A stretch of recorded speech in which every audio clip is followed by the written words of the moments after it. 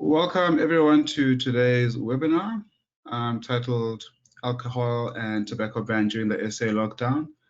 We're aware of the recent steps taken by the SA National Government to restrict the sale and transport of alcohol and tobacco during levels 4 and 5 of the SA lockdown. And so this has been topical for some time. And we look forward to engaging on some of the reasons behind the lockdown, some of the time points that we've seen as time has passed, and to look at some of the impact on services and on folks who have substance use disorders. So coming up first will be Prof Charles Parry, who's going to take us through a presentation discussing lessons learned from a temporary ban on liquor sales. Then we'll be joined by Shaun Shelley, who's going to talk to us about lessons learned from the ban on prohibition.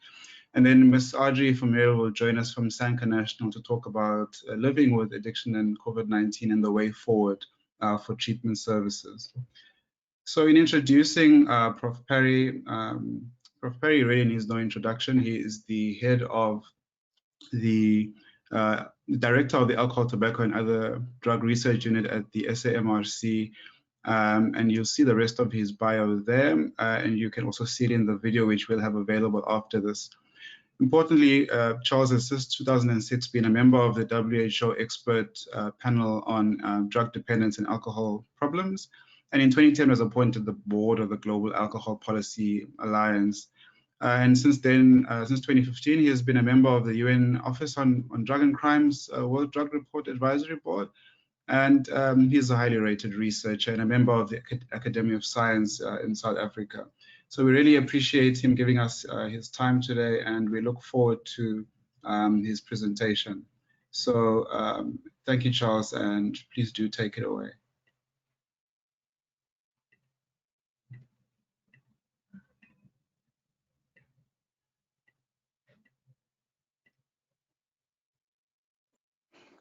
Okay, I'm just waiting to share the screen. Give me a second here.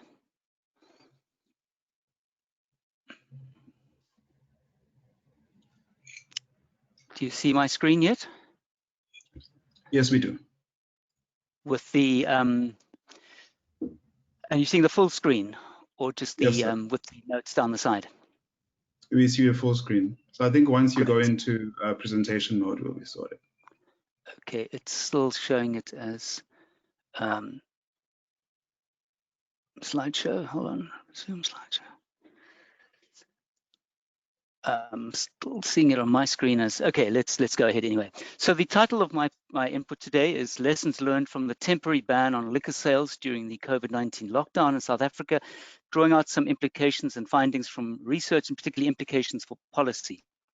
Moving on to the second slide, which really shows the 4 linkages between alcohol and COVID-19. Let me just flip them all on here so you've got them on your screen.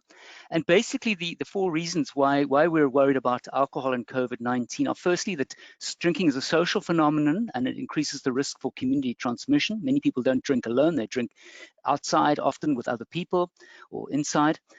Secondly, drinking increases the risk for interpersonal violence, especially gender-based violence, and there was a concern that if people were confined to their homes and there was more alcohol available, it would increase the risk for that. And thirdly, and this was the reason that was particularly given by the government in South Africa, was that alcohol use increases the risk for alcohol-related trauma, which put pressure on hospital resources, especially intensive care units. And fourthly, an idea which really hasn't been given much attention in South Africa is that, in fact, heavy drinking itself increases the risk for compromised lung health and immunity. And just to particularly reinforce again why there was a temporary ban on alcohol sales in South Africa, I think we need to understand the context. In this country, between 30 and 35% of adults drink, but 50 to 60% of those engage in heavy episodic drinking. So we're not a moderate drinking country. In fact, we're the 6th highest in the world in terms of the average amount of absolute alcohol drunk per drinker per day at 64 grams.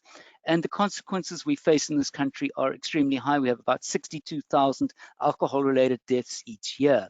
The reasons that were given, particularly by the Minister of Police and other government officials, really were also around the idea of alcohol being linked to crime and violence, and the police not wanting to have to focus on that during the trying to get the disaster management regulations in place.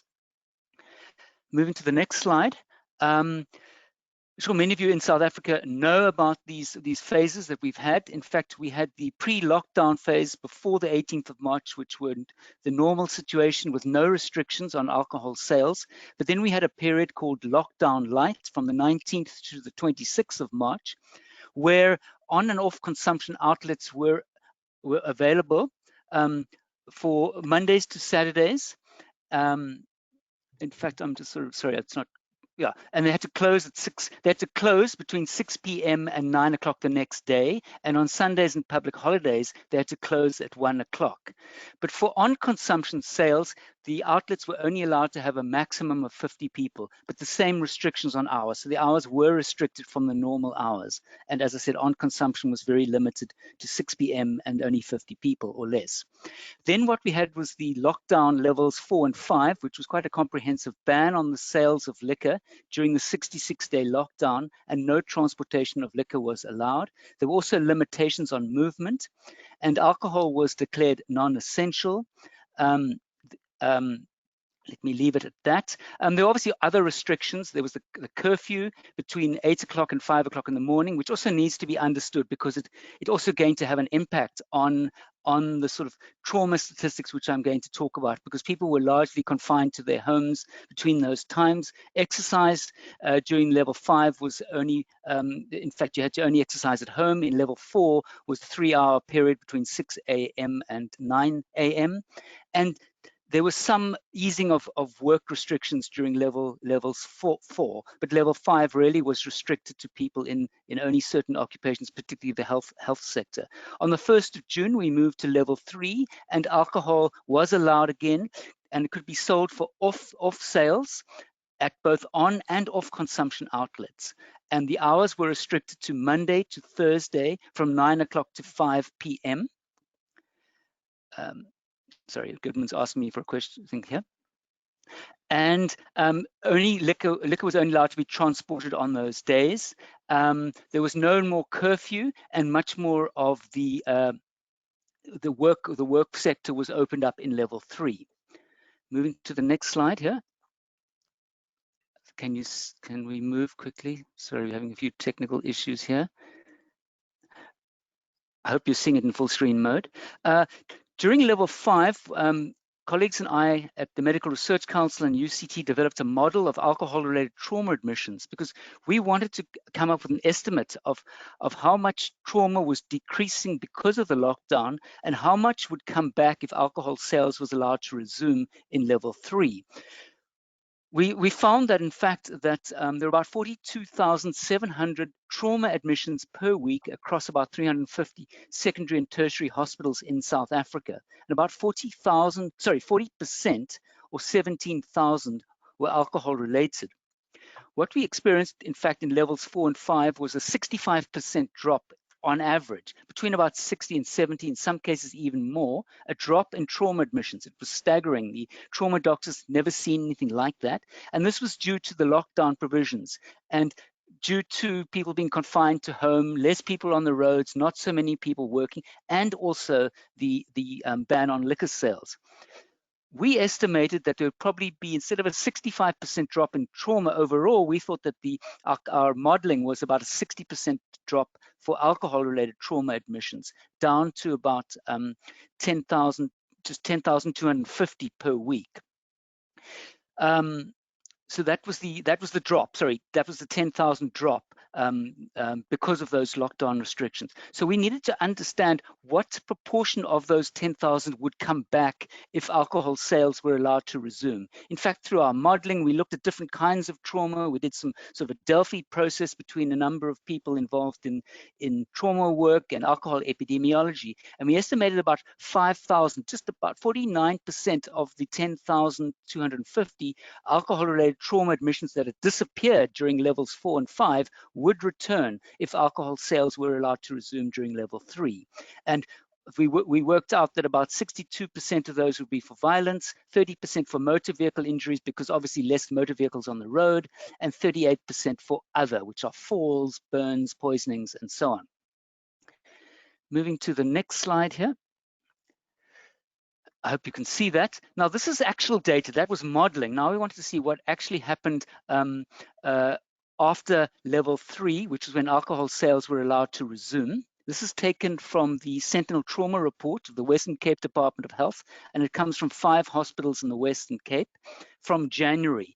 And they saw 11,513 patients since January 2020 across 5 hospitals in the Western Cape province of South Africa. And you can see quite clearly the period pre-lockdown, January, February, March, which the last part includes all of lockdown light and sort of 3 days of the level 5.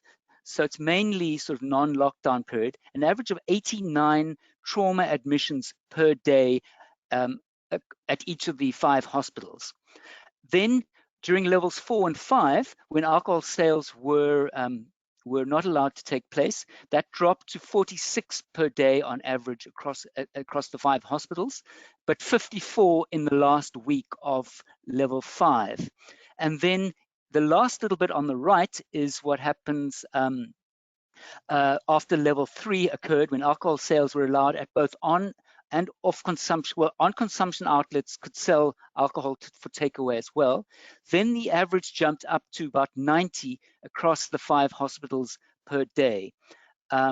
Data from another 5 hospitals in 3 other provinces in the first week of level 3 compared to a period in the week before, the last week of level 4, sorry, my slides dropped off there, showed increases of trauma admissions between 100% and 544%. So obviously we can't attribute all of those to the ban on alcohol, but certainly from anecdotal reports, there were, for example, Baragwanath Hospital in Soweto, large accounts of most of the new trauma admissions in level 3 being intoxicated. So let me move to the next slide here, which is assault and motor vehicle accident cases from Charlotte Macnege Hospital in Gauteng province. This is average per day, and it comes from the Sunday Times. So you'll see in March, which is levels, which is really pre-lockdown and the early part of lockdown light, so to speak. There was, you'll see, if I can see on the screen here, sorry, the slides, I hope these are I think about 18, and then it drops to 7 in levels 4 and 5, and then jumps to 22. That's for assaults, and then a very similar pattern for motor vehicle accidents, from on average 6 per day, dropping to 2 per day only during levels 4 and 5 of the lockdown, and jumping up to 12, a sort of a 100% increase from what was in March. The next slide.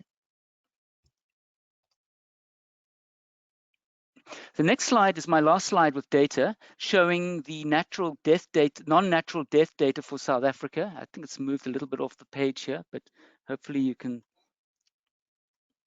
see it. But it shows very clearly, the black line shows the drop in non-natural deaths. And I've got the different phases you can see with the yellow writing. So you see a major drop in deaths in South Africa. Obviously, not all of them are because of alcohol, but certainly it's one of the key factors that we need to look at.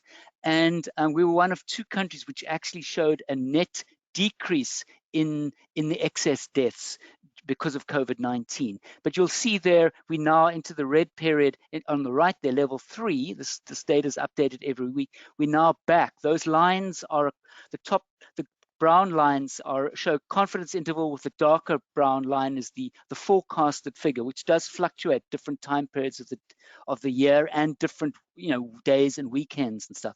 So you'll see we had a huge drop in non-natural deaths. If I can move to the next slide, please. Okay, this is sort of nearing the end here. Reflections on what happened. I think from a government point of view, looking at government's behavior, I was certainly quite surprised, and well, I was quite surprised that the government had declared a ban on alcohol sales, but I certainly think it was the right thing to do for the various reasons I talked about earlier. But then on the 17th of April, in response to a legal litigation from the Gauteng Liquor Forum, the president's lawyers said, in fact, that in their affidavit that the sale of alcohol was not an essential service, and I think that's quite an important thing to note for South Africa going forward. I think certainly government public relations regarding the ban on liquor sales and the link with COVID-19 could have been done better. It should have been more regularly explained why government was doing it, to try and deal with some of the anger that took place. I think there are some good reasons, and I think they could have been put across more clearly. I think we could have, and I'm sure Shaun's going to talk about this, we should have been more sensitive and responsive to people with alcohol dependence. We just sort of made them go cold turkey, and we should certainly have put out much more information about counseling services, where they could go for help, where they could go for medically assisted treatment, and so on. I think that wasn't done very well. Expert input was sought, certainly from myself, initially only to help the government respond to legal challenges, but more recently we've been asked, myself and others have been asked for input to guide the government on terms of some of their decisions going forward. The alcohol industry has downplayed the effect of the liquor ban on trauma admissions and said that it's basically all because of the lockdown provisions. On the right there, you'll see a sign saying closed, and that's an article written by Richard Matsopoulos and myself in News 24, and outlining why we think that argument was incorrect. It was also supported by some people from the South African Drug Policy Initiative. In terms of advocacy, I think the COVID-19 lockdown has helped certainly to raise awareness in a way that's never happened before of the huge burden imposed by alcohol on South Africa, on South African society. And a lot of attention's been given. I myself have done 55 media interviews, local and international radio, television, newspaper. There's been a lot on social media on this. And it's allowed the issue also of what a new normal could look like to be raised by academia and civil society. And the bottom right document is a piece in News 24 and on several media that came out last week, which was titled 5 Urgent and Effective Measures to Curb the Abuse of Alcohol. So many of us are now starting to put on the table things like banning blood alcohol, no blood alcohol level, or 0.02 only for drivers, more controls on the increasing the price of alcohol, decreasing the availability of alcohol, banning advertising except at point of sale, and also raising the importance of making counseling and other treatment available. So I think it's allowed a platform for that to be given. And in terms of research, I think for me, it's highlighted the need for better capturing of trauma admissions and assessing the alcohol relatedness, because this is just such a huge burden. And currently now I'm doing some calculations for the new Director General of Health on what it costs for each trauma admission. For example, 25,000 Rand for a motor vehicle accident in a public hospital. So yeah, let me stop there and we'll pick up things during the question time. Thank you. Charles, thank you so much for walking us through that. I think certainly what's very clear here is that there really has been no blueprint for how to navigate this situation. And certainly what we can say is that there have been certainly many lessons learned around the impact of on services, the impact of substance use and misuse. And I think obviously there were additional impacts which we might not have foreseen. And certainly there was no real sort of guide for how one handles COVID. Shaun will come in and talk a bit more around some of the dilemmas and psychosocial impact that we've seen emerging with the response, which has largely involved the ban on alcohol and tobacco. So Shaun's background is that he is a researcher at the University of Pretoria Department of Family Medicine.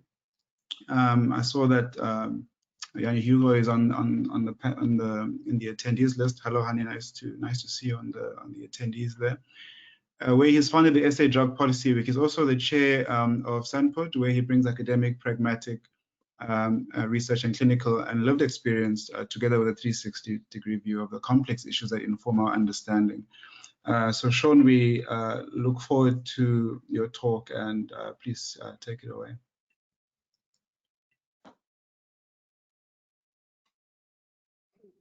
Great. Hopefully you'll be able to see my screen in a moment. I'm not sure if you are seeing it. Are you seeing it? Yes, sir. You must. Okay, great. All right, so I'm talking about COVID-19, and I use the word prohibition consciously because there have been a lot of calls to prohibit alcohol sales after the COVID lockdown period and to reintroduce a ban on alcohol in South Africa. So I'm looking at it from that point of view, and what lessons have we learned from the COVID-19 situation?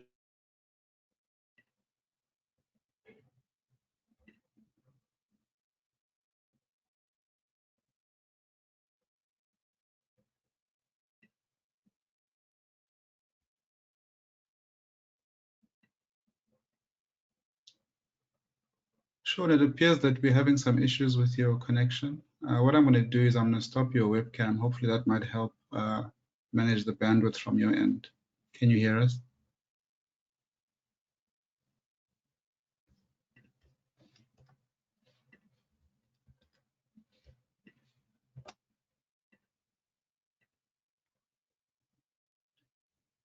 So I think what we'll do, Adrie, if perhaps you are ready, we'll have to come back to Shaun. What I'll do next is we will introduce Adrie, who is the National Coordinator for SANCA National. And her background is that she's a social worker with a master's degree in occupational social work, with 26 years experience working in the treatment and substance space of substance use. She's the national coordinator for SANCA National since early last year, and she serves together with myself on the steering committee of SANCA National since the 2nd of January. I'm aware that you can't see either of us. Let me put my webcam on. And she also serves as on the advisory board of the South African National HIV ATTC, and we're happy to have her expertise and input in that capacity. So Adrie, if you wouldn't mind taking us through your presentation. So Adrie is really just going to talk to us about what the future looks like in terms of substance use disorders in the space in this time, particularly with the lessons learned from the changes we've had to put in place as a result of COVID, and certainly take us through what what does life look like beyond this period. All yours, Adrie. Thank you so much. I'm just sharing the screen with you. I don't know if it's coming up yet. It is, yes. Wonderful. Right. Thank you, everybody, for this wonderful opportunity to talk about something that's very close to all our hearts, and that is COVID-19 and the impact that it's had on all our lives. So things have changed for all of us, and we've had to make different sacrifices during this time. And I've wanted to focus from a treatment point of view and coming not from the research part. And I think Prof Charles already did an excellent job at giving us some background. For people that don't know SANCA, we are the largest non-profit organization in the country dealing with the prevention and treatment of substance use disorders. And we have over 30 members or affiliated organizations throughout South Africa.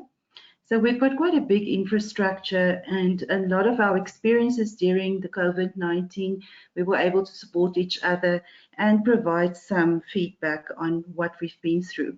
Just to also celebrate today, just to make you aware of our Kick Your Habit campaign that we've got at the moment for this whole week.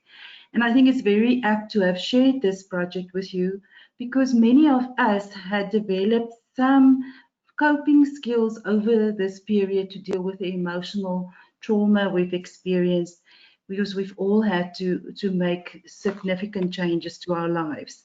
So, and we look at things like, for instance, increased eating habits. If you look at yourselves, you know, what did it do to you?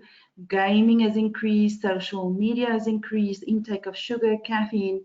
So for us, the 7 days of giving up a habit is an excellent way to just look at ourselves and see where did we come from and what can we change about our lives. So the Kick Your Habit campaign is just a brief intervention designed for you to become aware of how difficult it is for people with a chemical addiction to just give it up out of the blue. And we also want people to be aware that addiction is indeed a disease. It's not because the person has got any kind of personality default, but it's really, this is a disease that they have and they can't just quit and give up. There's a whole process that needs to happen to do that. It's a lot more complex than that. Just in terms of the actual stance of SANCA, because we've had many radio interviews, television interviews, the same as I'm sure Dr. Shelley as well as Prof Parry, that we've been inundated by the media around the ban. Many of them have asked us, where do we stand? And we are in total agreement with the ban on the sale of alcohol and tobacco during this period. And we realized that the motivation behind it was an honorable one, and that was to protect the citizens of our country. But we also realized that it's a little bit more complex than that. And as time went on, we realized that it is really affecting our service users and the type of clients that we service at SANCA. But SANCA really relies on evidence-based research, and we know that what Prof Charles Parry has just shared with us, that there was 4 main reasons for the ban. And one of the main ones, the last one that he said didn't really receive a lot of attention, is our main concern, and that is how any substance affects the immune system of our users. And we know that we've got a very large population of smokers in our country, as well as people using alcohol. So we also realized that many of our clients, due to their age, due to their other illnesses that's not found in other countries, were at risk for contracting the virus. And we see that we've got high rates of TB, for instance, HIV, we've got emphysema, other health conditions that really affects our clients that's using not only alcohol and tobacco products, but also any other legal and illegal substances. So we've really also believed that the ban placed the whole situation under the microscope, that there was a positive spin-off in that people realized that it's not only illegal substances that needs attention, but also our legal substances.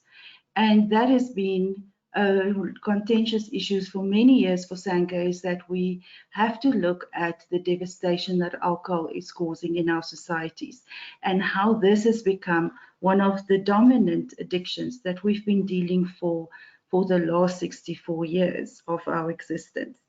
We also wanted people to really understand that this is a medical condition that affects the way the brain functions, and we wanted that awareness to be created through the media campaigns. Furthermore, that we wanted also people to realize during this period that there is help available. People can get the help they need, and it doesn't only mean on a medical level, but also on a psychological level to break the addiction. There's definitely different stages people go through, and we've sent out press releases on this where we really warned people from the beginning of lockdown to be careful about their drinking patterns. For instance, binge drinking increasing during this period, as well as that one could suffer from alcohol poisoning once the ban was a little bit lifted, so from the 1st of June. Furthermore, for us as SANCA, what we are also concerned about was the social distancing, and that how it psychologically affects our clients. So we know that addiction thrives when you are isolated, and that's where you can keep your secrets. You're going to have to let people know how severe it is. But with the lockdown, we realized that now it's a lot harder to hide your addiction from your loved ones, and that really made us concerned. So we provided services to people to be for them to continue to stay connected. And that's the whole part of what we want to encourage. Addiction is about disconnection, and recovery is all about connection. So we wanted to re-establish those connections through social media platforms, online support groups, and also providing them with WhatsApp support and telephone counseling. Just our experiences, just to give you a little bit of an understanding of what we've experienced as SANCA during this period, is that we've seen a huge influx in the first week of lockdown. Over 500 calls came through just in the first week, where people were frantic for finding help. And that was really a distressful time for all of us, because many of our centers had to close. There was an uncertainty about whether we as social workers were seen as essential services or not. A lot of confusion at the beginning of the lockdown period, and we saw that in the calls that we were receiving. Access was limited. People weren't able to also access medical care for withdrawal symptoms because the beds were kept for COVID-19. Many of our work that we've done over this period was online, and we looked at SOS support online services and how effective that could be for our clients, and we've seen that it's been quite successful in some areas. We do have some concerns about our rural areas, and still the access to digital support is still limited. What was also good about what we've seen as from SANCA's side is when the temporary shelters were established in most of the major cities across the country, we partnered with Department of Health and Department of Social Development and provided medical detoxification and therapeutic services almost from the beginning of lockdown, and still those services are continuing now. And very positive feedback has been received, because now we've seen that homeless people had access to treatment where before they might not have been able to do so. And we've seen some success stories coming from our efforts to reunify people with their families. Admissions to our, interesting enough, admissions to our treatment facilities after stage 4 seems to have dropped significantly, and there's a lot of concerns raised. Number one, is it the fear of being infected? Or number two, is it the fear of not being able to have your cigarettes? So I know this has been a contentious issue for treatment, that a lot of people feel that our clients need to give up everything at the same time, including a nicotine addiction. And we found that this has created some challenges for us. So people will actually will sign themselves out because they can't have access to their cigarettes. So we've seen an impact of that on our services. All our medical staff, therapeutic staff, we've all been trained in COVID-19 testing, as well as medical protocols have been set up. And the next part is the prevention services that really has been affected over this period. Most of our services couldn't continue, and we had to now resort to social media campaigns to reach our youth and other target groups during this period. Just to look at the motivation for the ban, and I think we all know what was communicated to us from government is that under the Disaster Management Act, it was to protect the public health of our citizens, more so than as an underdeveloped healthcare system, to strengthen that healthcare system and to prepare for the big wave coming our way. The risk of infection also by sharing of cigarettes were mentioned by the minister as one of the reasons, and then also the social issues around drinking and that people are not able to then practice social distancing. And we all know that as a country, we have a host of other illnesses that's not seen in other countries in the world. Just something interesting, and I love Viktor Frankl, so I've added Viktor Frankl as motivation to all of us to just say that we have a choice as human beings. We can choose our own way when we are in times of crisis like we are now. Then just to look at some of the views and from the media side as well as the public raised about some of the negative impact on the ban, we've seen that there was an increase in illegal trade in alcohol and tobacco products. We've seen over the news that there's robberies of liquor outlets during the severe stages of lockdown. And then also more people resorting to homebrew concoctions, sharing recipes over the internet, and a lot of law-abiding citizens feeling that they've become criminals to find their tobacco products and alcohol products. There was also an increase reported in gender-based violence by the GBF social workers working from the department side there. We've also seen the profit margins for illegal trade products has skyrocketed about 3 times the price that normally is available. Illegal cigarettes are seen as more dangerous. We've even at one of our centers have seen that if we tested people for cannabis and they haven't used for a long time, it will test positive for some of the products for cannabis. So there's concerns about what is in these illegal cigarettes. And then severe alcohol use disorders, we were concerned about their treatment programs and what would happen to them. And then the binge drinking, and the main one was the impact on our economy and the loss of revenue that was experienced during this time. Some of the positives that came from all of this, also public opinion and observations, was the temporary shelters and the established shelters, that there's a better relationship with people that are homeless and that they have better access to treatment. We've also seen that people reported cutting down on their own, and during this time also making their connections with their family and friends more intimate, and that increased support for clients in recovery. A decrease in violent crimes and road accidents was reported for this period, and we've seen that healthcare facilities or services were being able to be strengthened during this time.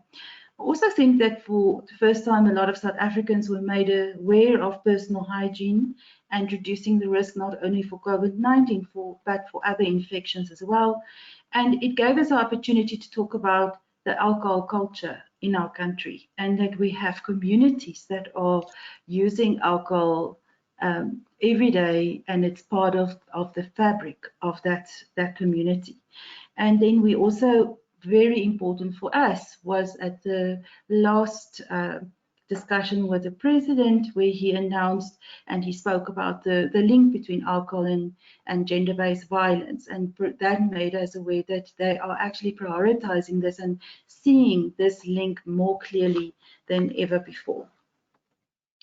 And just going forward, and that is my whole approach with today's talk, is to say, now we know COVID is here to stay. It's not going to go anywhere soon, for at least the next 2 to 3 years, unless we get a vaccine.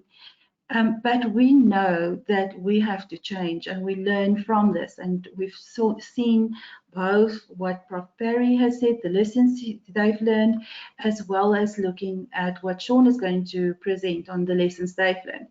But one of the major achievements during this period, I think, is the use of technology in providing ongoing treatment and support to our clients. And I think that could be intensified, that more research can be done and development can be done around that effective treatment programs.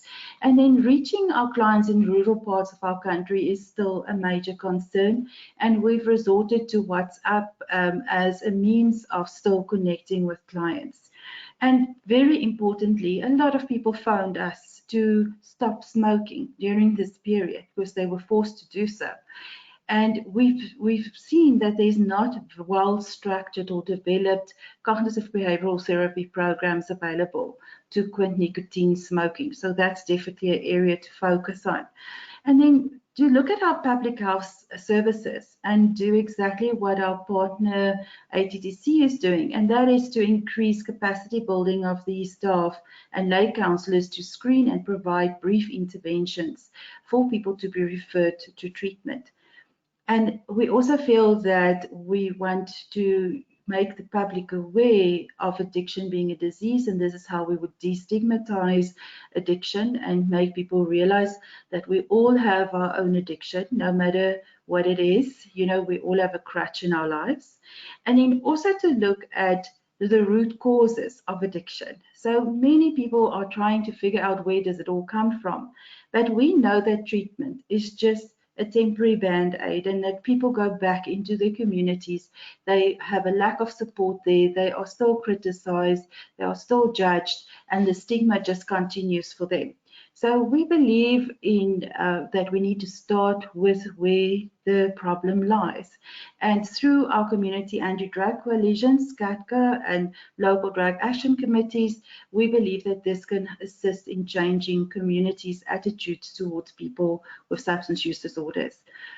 Then also addressing the gap in policy, and I am not a policy expert, but really looking at how do we make sure our policy changes to include the changes we've seen and the lessons we've learned from the lockdown period. And for that reason, SANCA is hosting our Addiction Conference 2021 from the 21st to the 23rd of July 2021. And we're really looking forward as that is an opportunity where all role players, from government officials right through to people from the treatment fraternity, is able to sit around the table and discuss these challenges we faced. That's just our branding on that. And then just lastly, a message of hope. And I think that looking at what Viktor Frankl was saying to us is that we need to look at tragic optimism. You know, we first have to mourn what we've all lost during the lockdown period, what sacrifices we had to make, and then learning from that on how we can turn that suffering we've experienced into human achievement and accomplishment, and really looking at bettering ourselves and taking more responsible action going forward. Thank you so much. Thank you so much to Adrie for that, and just really helping us reflect on, you know, some of the associated risks from an illicit market, the exposures, and the increase in psychosocial sequelae, including gender-based violence, which is a scourge that's sort of burning in South Africa at the moment. And also the impact on health seeking and orientation of services, and certainly highlighting the ways in which COVID has opened up opportunities for us to interrogate our current approaches and look at how best we might seek to reorientate our services to meet the needs of service users. So we're going to go back to Shaun, who's going to walk us through his presentation, and then we'll try to get to as many of the questions that you so kindly submitted as we possibly can. I just want to remind my panelists to please take a look at your chat and question pane for the questions that we've submitted to you for your consideration ahead of the discussion. Thank you, Shaun. Please go ahead.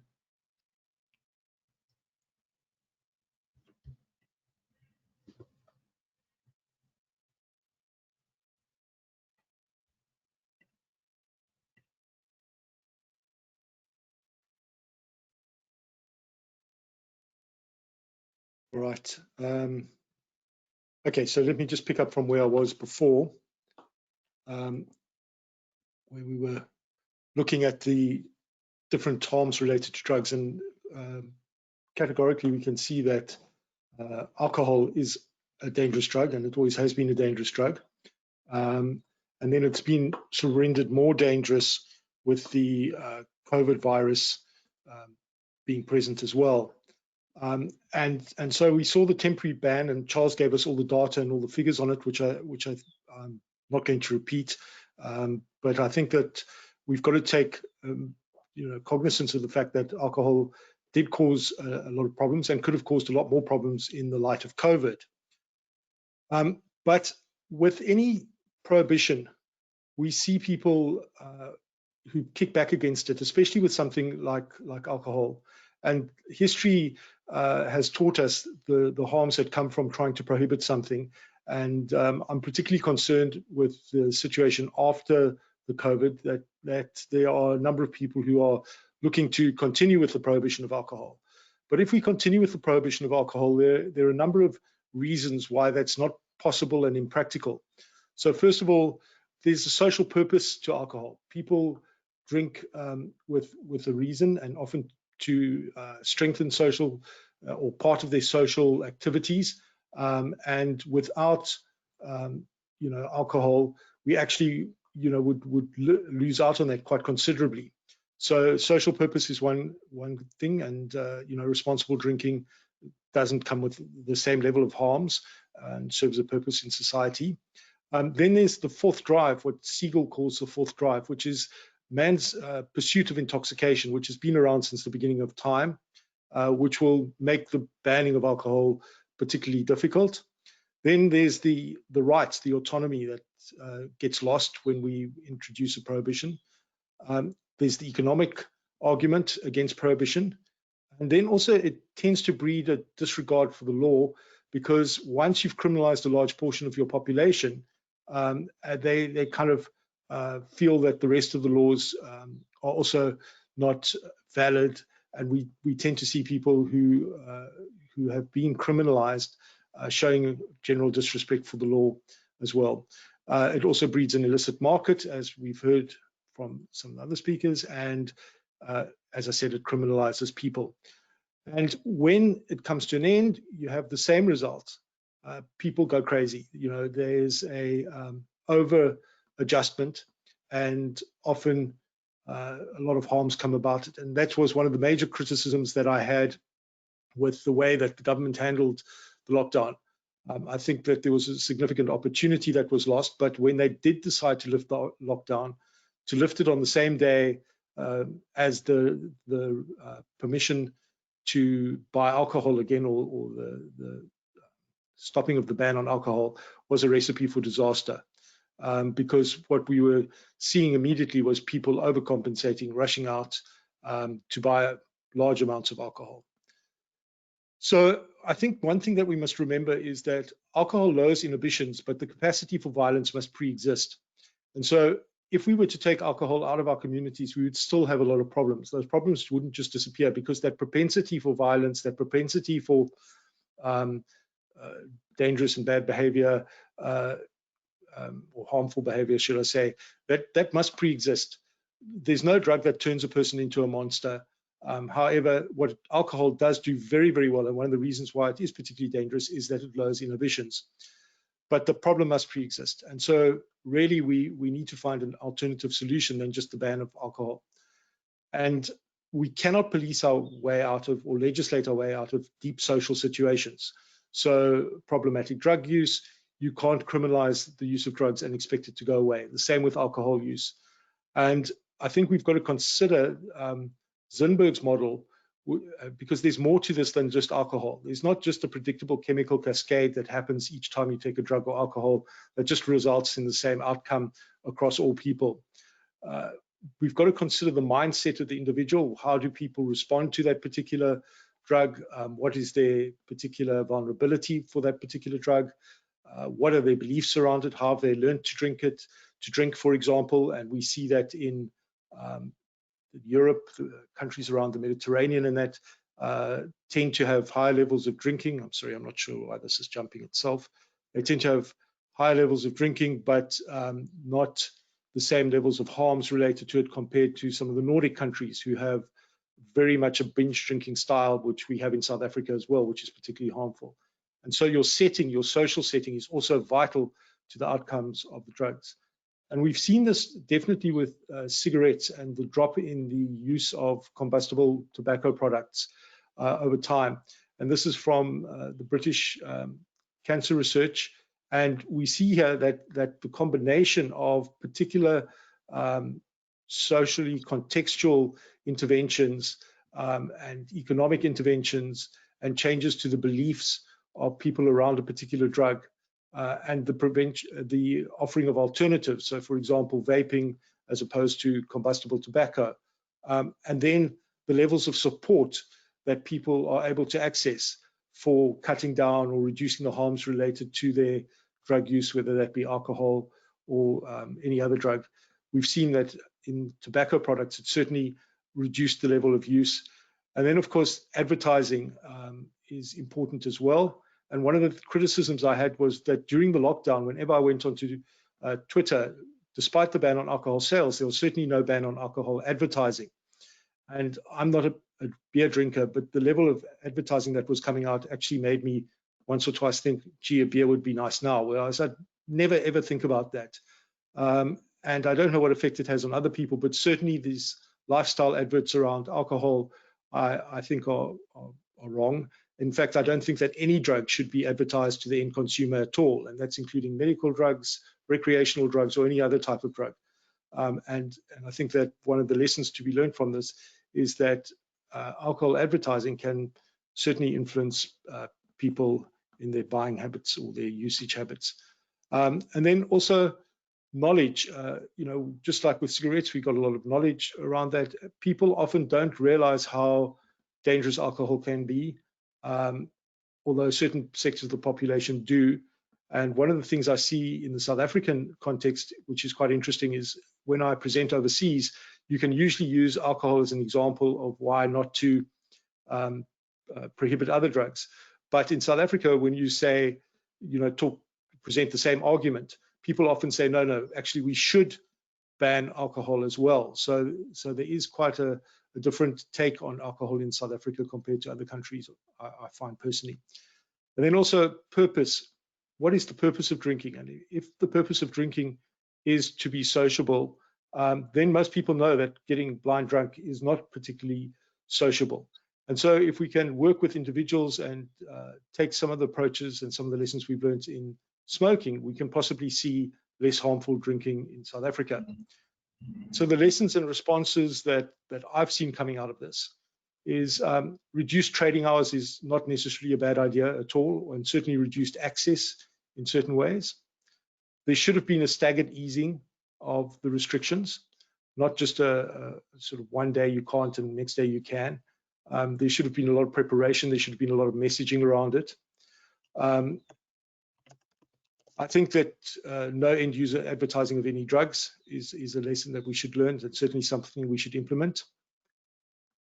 We should invent in prevention of dependence and not just abstinence-based interventions. A lot of people are scared of going in to seek help or treatment because they believe that everybody's just going to tell them to stop drinking or to stop using the drug, where often it is the only thing that has meaning for them or makes life worth living or helps them cope.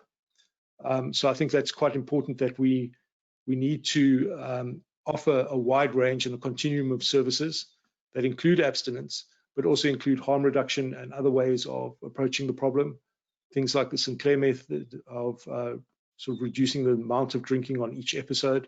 Those kinds of things are important to have in the continuum of care. And then to address the underlying issues that drive people to drink. And those could be multiple and often dependent on the individual. But if we go back to Zimberg's model of drug set and setting, we must realize that there are a lot of things that impact the outcome of alcohol use. And just banning alcohol or prohibiting it either during lockdown or afterwards is not necessarily going to be the problem. We need to look at some longer term solutions. And my key message is no drug was ever made less harmful by prohibition. And alcohol is already a dangerous drug. By prohibiting it, we'd make it a lot more harmful. And so I don't think the debate should be going there in South Africa at all. I think we should look at better ways of managing alcohol. And I think Charles has got a lot of solutions there. And I would like to see treatment options being expanded to have a continuum of care that includes harm reduction as well. And just remember to keep physically distanced but socially connected during these times of COVID. Thanks. Thank you so much, Shaun. So we're just going to go and hit some of the questions that have come through, and hopefully you'll be able to get some value. So I think I'll start with some questions for Charles. So the questions have been around whether or not there has been any costs calculated in terms of the ban, firstly. And then secondly, people are interested to know, should we be looking, what should we be doing in lockdown 3 to reduce the alcohol-related trauma besides going back to banning alcohol sales, for example? And could that be a sort of could that be of use in informing alcohol policy going forward? And a last sort of question, maybe you can sort of lump the response in one response, is, are we likely to reinstate a ban on alcohol sales, and what might precipitate this? And then after Charles has answered that, maybe Adrie can come in and speak to some of the questions that have come in around SANCA's response to the alcohol ban and the tobacco ban, and around whether or not SANCA perhaps has been sufficiently clear in their stance and approach to managing treatment in the first instance, and also in terms of their views around the ban. So Charles can go, and then Adrie can follow. Okay, thanks for that. Thanks for these interesting presentations. There was a question about the cost of the ban. I think the economic cost work still to happen, but certainly there was data, some numbers were cast around by the Minister of Finance around, at one point in time, I think he talked about a 1.5 billion rand loss over 29 days of the excise taxes on alcohol and tobacco. But I think it's important to also bear in mind the cost savings that's going on. Certainly the economic costs. We know that in the long term that alcohol costs more when you look at the direct and indirect costs than we get in excise tax and VAT.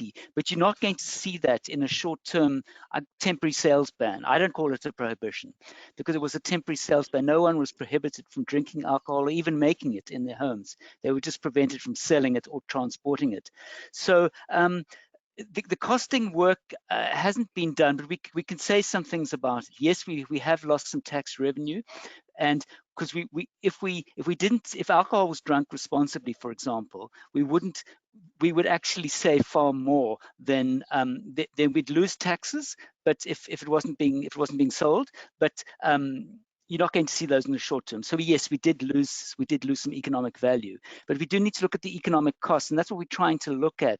What the trauma beds, and I talked about a 25,000 rand cost, for example, from a motor vehicle accident, 5,000 rand from fixing someone up from a stab wound, and we're just sort of putting all that together, and we'll try and work out, doing some modeling, looking at that Western Cape data to see how much was saved there. Okay, let me move on because time is short. Another question was I certainly thought we can't have this sort of ban on sales forever, and certainly even during level 4, about halfway through, I was putting some ideas saying, if you're going to open it, do it in this way. And I think we actually did it in the wrong way. What we did was we opened up all 25,000 off-consumption outlets, and then we added another 65,000 on and said, you guys have been having a bad time financially, you can actually also sell alcohol too from 9 to 5 for 4 days a week. So we had 90,000 outlets, and then we actually allowed people to take off huge bucky loads worth and sell them from shebeens. So we had another potentially 200,000 on top, so close to 300,000 outlets. Well, probably just north of 200,000. Obviously, that's not saying that people don't deserve to have a livelihood and an income too. But we opened up the taps, and we know from our work with the WHO that accessibility increases harm. So what I put on the table was a number of steps that I thought, it's a table which I could show the slides, but I'll just talk you through it, which really had 4 columns, which were the 4 areas where we were trying to address alcohol COVID links. And then in the rows, there were strategies. And what we did was, the only ones we did was we limited the hours of sale to 4 days a week. Yeah, this one, thank you, Goodman. And then we also said social distancing in purchasing queues, and we also had no on-consumption drinking. So people weren't drinking together in shebeens and bars and so on.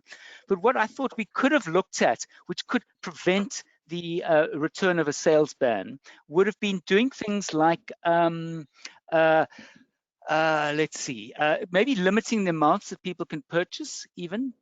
Maybe a 2-week supply, for example, not letting the off sales, the on consumption outlets sell for off sales. I think that really made so much more availability.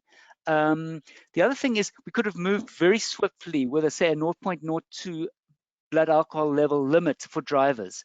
There's talk about implementing that later in the year, but let's do whatever we can to keep those people out of the trauma units, because now in level 3 we're going to need those beds, and some places are already having full hospitals. The pricing thing, I think, would be something to think about in the long term. We have people buying alcohol at R5 a standard unit. That's something I think, people's economy is depressed now. I don't think we should be talking about pricing options during the lockdown, but later on we could be doing that. Marketing, the industry was quite responsible. They kept on saying, drink responsibly, but they had people drinking. So it was kind of like enticing people to drink as well. So I think we should have moved ahead with no advertising except at point of sale. We should have also looked at certain containers have been known to be particularly linked to heavy drinking, and heavy drinking is the big problem with lung health and immunity, gender-based violence, and so on.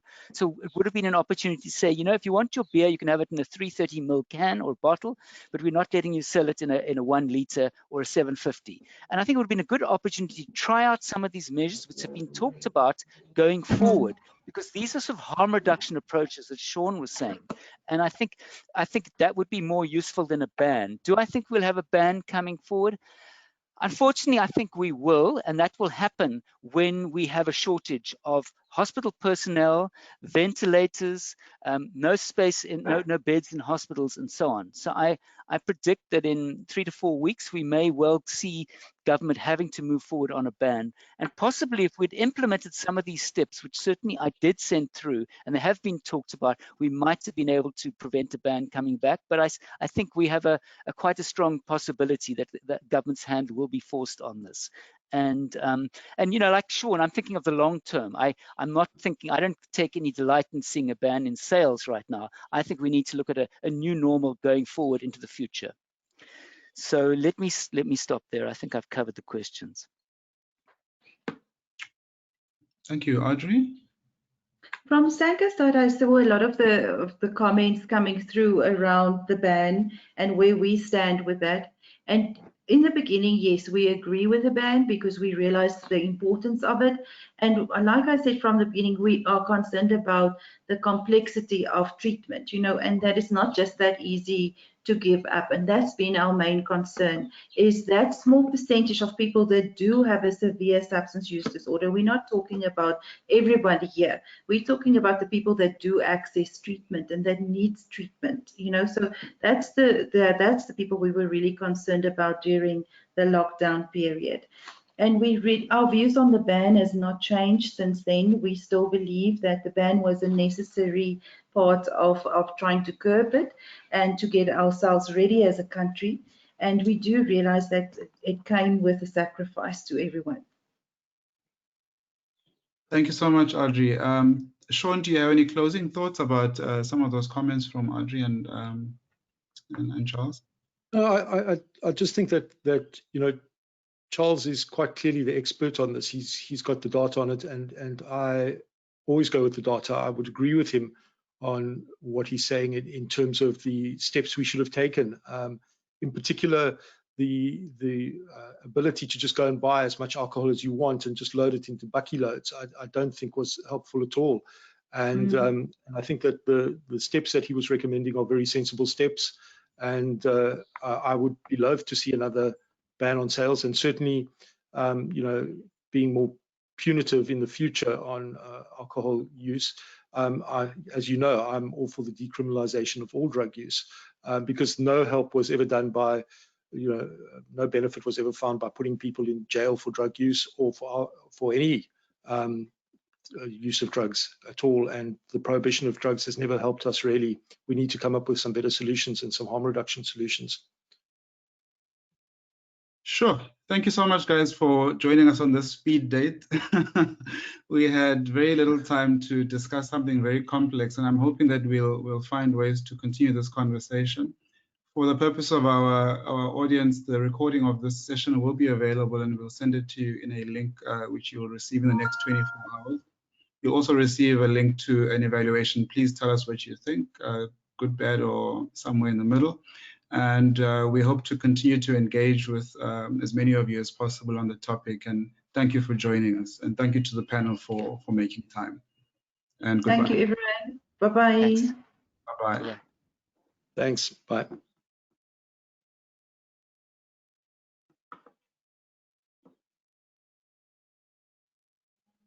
Thanks, Charles. Thanks, Adrie. Shaun. Yeah. Boy, I don't know how to get out of here. But... Pretty much on the same page as you with those interventions.